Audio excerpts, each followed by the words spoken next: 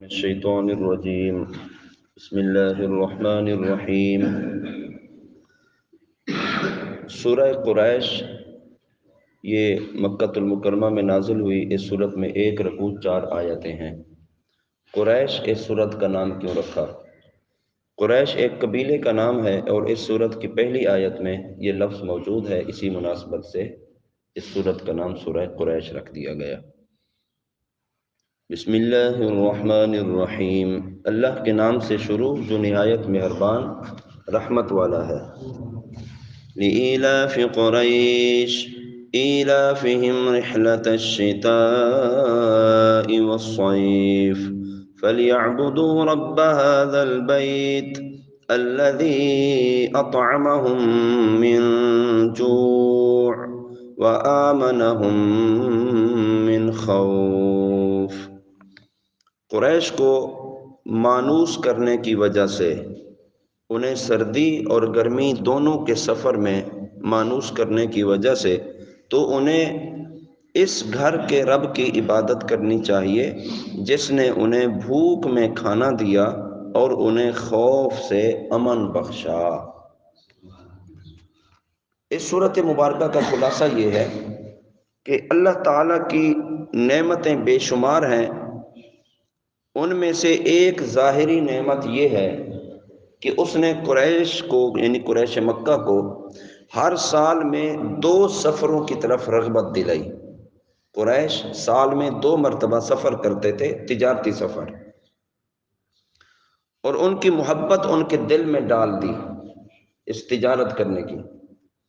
تو قریش تجارت کے لیے سردی کے موسم میں یمن کی طرف سفر کرتے تھے اور گرمی کے موسم میں شام کی طرف سفر کرتے تھے، اور ہر جگہ کے لوگ انہیں اہل حرم کہتے تھے۔ ان کی عزت اور ان کی حرمت کرتے تھے کیونکہ یہ حرم والے ہیں اور حرم کی طرف سے آئے ہیں۔ یہ امن کے ساتھ تجارت کرتے تھے، ان تجارتوں سے فائدہ اٹھاتے تھے، اور مکۃ المکرمہ جہاں نہ کھیتی ہوتی ہے، نہ سبزہ اگتا ہے، نہ معاش کے وہاں اسباب ہیں، تو وہاں رہائش رکھنے کے لیے مسلسل یہ لوگ سرمایہ پہنچاتے تھے۔ تو ان پر اللہ تعالیٰ کی یہ نعمت ظاہر ہے اور یہ لوگ اس سے فائدہ اٹھاتے ہیں، تو انہیں چاہیے کہ وہ اس نعمت کا شکر ادا کرتے ہوئے کعبۃ اللہ کے مالک یعنی رب العزت کی عبادت کرنی چاہیے۔ یہ بات اللہ تعالیٰ نے اس صورت مبارکہ میں بیان کی کہ اللہ تعالیٰ نے اتنی بڑی نعمت تمہیں دی ہے کہ جس خطے میں تم رہتے ہو وہاں کھیتی باڑی نہیں ہوتی، وہاں ذریعہ معاش نہیں ہے، لیکن اللہ نے تم پر یہ انعام فرمایا کہ تمہیں 2 مرتبہ تجارتی سفر کی رغبت دلائی۔ تم تجارت کر کے اس جگہ پر تم اسباب مہیا کر رہے ہو جہاں کچھ بھی کھانے پینے کو نہیں ملتا، تو جب تم بھوکے تھے اللہ تعالیٰ نے تمہیں کھلایا، اور جس میں وہ ان سفروں سے پہلے اپنی وطن میں کھیتی نہ ہونے کی وجہ سے بھوک اور افلاس میں مبتلا ہوتے تھے۔ کتنی بڑی اللہ کی نعمت ہے کہ اللہ تعالیٰ نے اسباب نہ ہونے کے باوجود بھی اللہ تعالیٰ تمہیں کھلا بھی رہا ہے اور پلا بھی رہا ہے۔ اللہ اکبر۔ اور پھر حرم شریف کی وجہ سے اللہ تعالیٰ نے تمہیں خوف سے امن میں رکھا، جبکہ دائیں بائیں میں قتل و غارت گری ہوتی ہے، دوسرے قافلے لٹ جاتے ہیں، لیکن یہ جو اہل حرم، یہ جو قریش سفر کرتے تھے، ان کے ساتھ کوئی جھگڑا نہیں کرتا تھا، ان کی عزت کی وجہ سے کہ یہ حرم والے ہیں، اور ان کے قافلوں کو نہیں لوٹتے تھے اس لیے کہ یہ قریش ہیں اور یہ حرم والے ہیں، اور یہ یعنی اہل حرم میں سے۔ تو اللہ تعالیٰ نے یہ ان پر انعام فرمایا۔ تو کھانے کو کچھ نہیں تھا، بھوکے تھے، اللہ تعالیٰ نے انہیں کھانا دیا، پھر اللہ تعالیٰ نے انہیں امن میں ڈالا، کوئی خوف اور کوئی خطرہ ان کو نہیں رہتا۔ تو فرمایا کہ پھر عبادت بھی اسی رب کی کرنی چاہیے کہ جو تمہیں بھوکے ہونے کی وجہ سے کھانا کھلا رہا ہے، جہاں لوگ خوف و ہراس قتل و غارت گری میں مبتلا ہیں، اللہ تعالیٰ نے تمہیں امن و سکون والی زندگی عطا فرمائی۔ قریش اس قبیلے کا نام ہے جس میں سید المرسلین صلی اللہ تعالی علیہ وسلم کی ولادت بسعادت ہوئی، اور حضور صلی اللہ علیہ وسلم کے آباء و اجداد میں سے ایک باکمال ہستی فہر بن مالک، ان کا لقب تھا قریش۔ قریش اصل میں سمندری جانور کو کہتے ہیں جو بہت بڑا طاقتور ہوتا ہے اور وہ سمندری جانوروں کو کھا ڈالتا ہے۔ تو یہ جانور تمام جانوروں پر ہمیشہ غالب رہتا ہے۔ تو فہر بن مالک جو تھے یہ اپنی شجاعت میں، بہادری میں، طاقتوری میں سب سے غالب رہتے تھے، یہ کبھی مغلوب نہیں ہوئے۔ تو لوگ ان کا آسرا کرتے تھے، یار ہمیں کبھی بھی کوئی مشکل پیش آئے گی تو ہم فہر بن مالک کی مدد لے لیں گے، کیونکہ یہ جہاں بھی جاتے ہیں تو یہ غالب رہتے ہیں، کبھی مغلوب نہیں ہوئے۔ تو اس وجہ سے ان کو قریش کہا جاتا تھا، قریش کے نام سے ان کو پکارتے تھے۔ تو ان کے طاقتور ہونے کی وجہ سے اور ان کے بہادر ہونے کی وجہ سے ان کو قریش کہا جاتا تھا، اور ان کے بعد پھر اس قبیلے کو قریشی یا قریش یہ اس نام سے مشہور ہوئے۔ قریش کے متعلق نبی علیہ الصلوۃ والسلام کی احادیث مبارکہ، حضرت واصلہ بن اسقع رضی اللہ تعالیٰ عنہ سے روایت، نبی کریم صلی اللہ علیہ وسلم نے ارشاد فرمایا، اللہ تعالیٰ نے حضرت اسماعیل کی اولاد میں سے کنانہ کو چن لیا، کنانہ سے قریش کو چن لیا، اور قریش میں سے بنو ہاشم کو چن لیا، اور بنو ہاشم میں سے اللہ نے مجھے چن لیا۔ اور حضرت ابو ہریرہ سے روایت، نبی علیہ الصلوۃ والسلام نے ارشاد فرمایا، لوگ اس معاملہ حکمرانی میں قریش کے تابع ہیں کہ مسلمان ان کے مسلمانوں کے اور کافر ان کے کافروں کے تابع ہیں، یعنی جتنے بھی مسلمان ہیں وہ قریش، جو مسلمان قریش ہیں ان کے تابع، اور جو کافر ہیں، جو قریش میں سے جو مطلب کافر ہیں وہ کافر ان کے تابع ہیں، یہ ان کی اس حرمت کی وجہ سے کہ یہ اہل حرم میں سے ہیں۔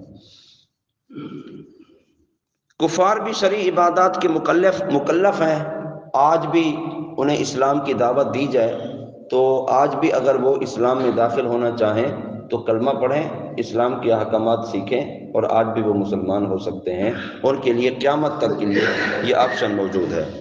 کفر کی حالت میں کوئی نیکی، کوئی عبادت قابل قبول نہیں ہے، اور ایمان کی حالت میں جو بھی نیکی اور عبادت کی جاتی ہے وہ قابل قبول ہے، اور اس پر اجر و ثواب بھی ملتا ہے۔ کعبہ معظمہ عظمت اور جلال والے رب کی ذات کا مظہر ہے۔ کعبۃ اللہ اللہ تعالیٰ کی ذات کا مظہر ہے، یعنی کعبۃ اللہ کو دیکھنے سے رب العالمین کی یاد دلوں میں بیٹھ جاتی ہے کہ وہ اللہ کا گھر ہے۔ اللہ تعالیٰ اگرچہ ہر ادنا اور اعلیٰ کا رب ہے، لیکن اس کی ربوبیت کو اس کی اعلیٰ مخلوق کی طرف منسوب کرنا چاہیے، یعنی یوں کہنا چاہیے کہ اے محمد مصطفیٰ کے رب، اے کعبۃ اللہ کے رب، حالانکہ وہ ہمارے بھی رب ہیں، لیکن یہ جگہیں اور یہ لوگ عظمت والے ہیں، تو عظمت والے لوگوں کی طرف رب العالمین کی ذات کو منسوب کرنا یہ اور زیادہ بہتر ہے۔ تو آیت نمبر 4 میں بھوک کی حالت میں کھانا دیے جانے اور خوف کی حالت میں امن دیے جانے کا ذکر ہے۔ بھوک اور خوف یہ دو ایسی چیزیں ہیں جو معاشرے میں گناہوں اور بدکاریوں کی تعداد میں اضافہ کرنے اور جرائم کی شرح بڑھانے، بد امنی اور بد سکونی پھیلانے میں انتہائی اہم اور مرکزی کردار ادا کرتی ہیں۔ بھوک اور خوف، جبکہ بھوک کا ختم ہونا اور خوف کا دور ہو جانا یہ معاشرے میں پاکیزہ ماحول اور امن و امان کی فضا کو قائم کرتا ہے، کہ اسے دوسرے انداز میں یوں سمجھیں کہ جہاں لوگوں کو سہولیات دی جاتی ہیں، ان کی ضروریات زندگی پوری کی جاتی ہیں، وہاں گناہ اور بدکاریوں کی شرح کم ہوتی ہے۔ جہاں امن و امان قائم ہوتا ہے وہاں جرائم کی تعداد نہ ہونے کے برابر ہوتی ہے، لوگ پرسکون زندگی گزارتے ہیں۔ اگر موجودہ دور میں عالمی سطح پر لوگوں کے حالات کا جائزہ لیا جائے تو یہ چیز واضح ہوگی کہ ان میں زنا، چوری، ڈاکے، لوٹ مار، چھینا جھپٹی، قتل و غارت گری، بے امنی، بد سکونی، بے چینی، ان کے علاوہ طرح طرح کے جرم، گناہ اور خوفوں کے عام ہونے کا بنیادی سبب بھوک ختم کرنے کے قابل قدر ذرائع نہیں ہے۔ جب لوگ بھوکے مر رہے ہیں، گھر میں کھانے کو کچھ نہیں ہے، ڈاکے تو ڈالیں گے، رازنیاں تو کریں گے۔ جب کوئی اسباب ہی مہیا نہیں کیے گئے تو پھر خوف و ہراس میں تو لوگوں کو مبتلا کریں گے، لوگوں کو خوف میں مبتلا کر کے ایک ہی بندہ پستول دکھا کر 10 بندوں کو لوٹ لیتا ہے، اور کوئی بندہ بھی ان کا مقابلہ نہیں کر سکتا ہے۔ یہ سب بھوک کی وجہ سے ہے۔ جب اس بھوک کے لیے عملی قدم سرکاری سطح پر کیے جائیں کہ کوئی بھی بھوکا نہ رہے تو ہر بندہ ذریعہ معاش کے لیے لگ جائے گا اور ہر بندے کی ضروریات پوری ہوگی، تو پھر یہ جرائم وغیرہ نہیں ہوں گے۔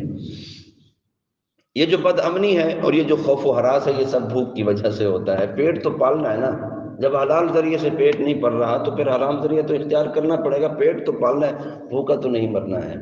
اور اللہ اکبر۔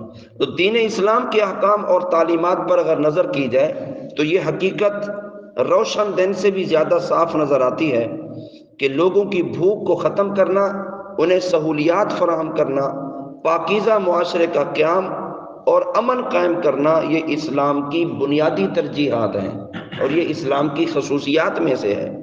جیسے دین اسلام میں مالدار مسلمان زکوٰۃ ادا کریں، جب مالدار زکوٰۃ ادا کریں گے تو غریبوں کو وہ پیسہ ملے گا۔ بھوکا غریب ہی ہوتا ہے، مالدار تو نہیں ہوتا بھوکا، بھوکا غریب ہی ہوتا ہے نا، مالدار تو بھوکا نہیں ہوتا۔ اگر بھوکا ہے تو پھر مالدار کیسے ہے؟ وہ اپنا مال کہاں لوٹا رہا ہے؟ تو اسلام نے ایک بہترین اصول دیا کہ مالدار اپنے اموال کی زکوٰۃ ادا کریں، زکوٰۃ نکالیں اور وہ غریبوں کو دیں، مستحقین کو دیں، مستحقین اپنی ضروریات اس پیسے سے پوری کریں۔ تو اسلام نے یہ ایک اصول بیان کیا کہ اگر اسلام کی ترجیحات اور تعلیمات پر بندہ عمل کرے تو کوئی بھی بھوکا نہیں رہ سکے گا۔ اصل میں مالدار زکوٰۃ ہی نہیں ادا کرتے، ان کو مختلف ہیلے اور بہانے ان کے پاس موجود ہوتے ہیں کہ وہ اپنے مال کو اس انداز میں وہ اس پر قابض رہتے ہیں کہ لوگوں کی ضروریات کو پوری نہیں کر سکتے۔ اور دوسری بات یہ کہ اپنے جناب وہ اموال کے صدقے دیں۔ زکوٰۃ تو فرض ہے اور وہ تو سال میں ایک بار دینی ہے، لیکن اس کے علاوہ بھی اللہ تعالیٰ نے جنہیں سرمایہ عطا فرمایا، مال عطا فرمایا، اس کے لیے حکم ہے کہ وہ صدقات دیتا رہے، صدقے کے طور پر مال دیتا رہے۔ تو یہ تو اور زیادہ بہتر ہے کہ جب ایک بندے نے اپنی لمٹ بنا دی کہ یار ہر مہینے میں نے صدقہ دینا ہے، ہر مہینے میں اپنی جمع پونجی میں سے کچھ نہ کچھ میں جناب غریبوں کی مدد کروں گا، تو ہر مہینے اگر کسی کے گھر راشن کا انتظام ہو رہا ہے اور سامان جا رہا ہے تو کوئی بھی غریب اس صورت میں بھوکا نہیں رہے گا۔ جب غریب بھوکا نہیں رہے گا تو امن و سکون معاشرے میں آ جائے گا۔ اور اسی طرح فرمایا جو فقیر ہیں، جو مسکین ہیں، ان کی حالت اچھی ہو جائے گی، ضروریات پوری ہوں گی۔ اور آج بھی لوگ دین اسلام کے احکام پر اگر صحیح طریقے پر عمل کرنا شروع کر دیں تو آج بھی معاشرے میں بے سکونی ختم ہو سکتی ہے، بد امنی ختم ہو سکتی ہے، آج بھی معاشرے میں امن اور سکون کی فضا قائم ہو سکتی ہے۔ اور اس کی تعلیمات کو اپنے اوپر انسان نافذ کرے تو یہ دنیا میں بھی زندگی کی بنیادی ضروریات پا لیں گے اور پاکیزہ امن میں رہیں گے، اور پھر اللہ کے فضل و کرم سے آخرت میں بھی ثواب کا سرمایہ اٹھائیں گے اور اللہ رب العالمین انہیں بخشش کے پروانے عطا فرمائے گا۔ مقصد یہ ہے کہ امت مسلمہ دین سے دور ہے، امت مسلمہ احکام قرآن سے دور ہے، پیغام مصطفیٰ سے دور ہے۔ جب لوگ قرآن سے دور ہو گئے تو پھر مصیبتوں میں پھنس گئے، جب لوگ شریعت سے دور ہو گئے تو پھر آزمائشوں میں مبتلا ہو گئے، جب لوگوں نے طریقہ رسول کو چھوڑ دیا، اپنی طریقے کے مطابق زندگیاں گزارنے لگ گئے اور پھر انگریز کو اپنے اوپر تسلط جمانے دیا اور پھر انہی کے پیروکار بن گئے، تو اب بے راہ روی کا شکار ہیں، اب مصیبتوں اور آزمائشوں کا شکار ہیں۔ آج بھی اگر امت مسلمہ اپنی بہتری چاہتی ہے تو یہ قرآن پاک آج بھی موجود قرآن پاک کے طریقوں کے مطابق زندگی گزارنا شروع کر دیں، نبی علیہ السلام کے طریقوں کے مطابق زندگی گزارنا شروع کریں تو مصیبتوں سے، آزمائشوں سے، پریشانیوں سے، بد امنی سے، بے سکونی سے، بے راہ روی سے آپ بھی نجات حاصل کر سکتے ہیں۔ اللہ رب العالمین اس مقدس کلام قرآن مجید فرقان حمید کے ساتھ ہمیں جڑے رہنے کی توفیق عطا فرمائے، دین اسلام کے احکامات اور اس کی تعلیمات پر صحیح طریقے سے عمل پیرا ہونے کی توفیق عطا فرمائے۔ وما علینا الا البلاغ۔